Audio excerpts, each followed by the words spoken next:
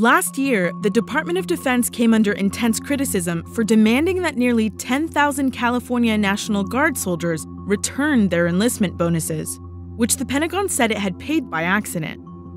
Now, a Vice News investigation has uncovered a separate accounting debacle.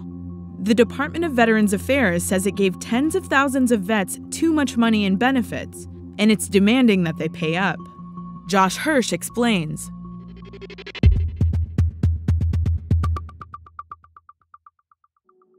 In June of last year, Tad Steckler got a letter in the mail. It told him he owed the VA more than $10,000. He'd been overpaid in benefits, it said, but it didn't tell him when or how.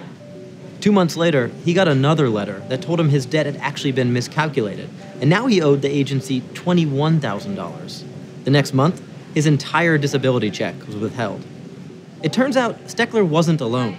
The VA sent more than 186,000 of these letters last year, telling veterans that they owed money to the government. The number of these letters sent out by the agency each year has nearly tripled since 2013. But these debts don't make sense to some veterans who argue that the VA hasn't provided them with enough information to determine whether they were actually overpaid, or if the VA created the debt in error.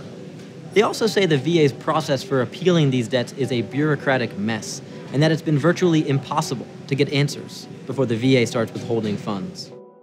I served 22 years in the U.S. Army as a combat engineer specializing in explosive demolitions. When I got the first letter, I was honestly in shock.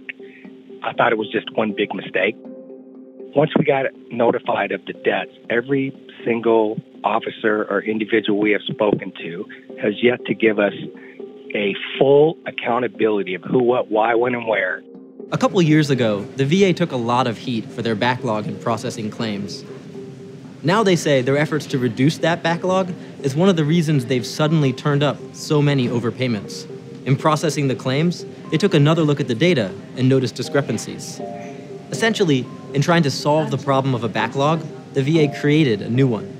The VA wouldn't tell us how much the average veteran currently owes, for example.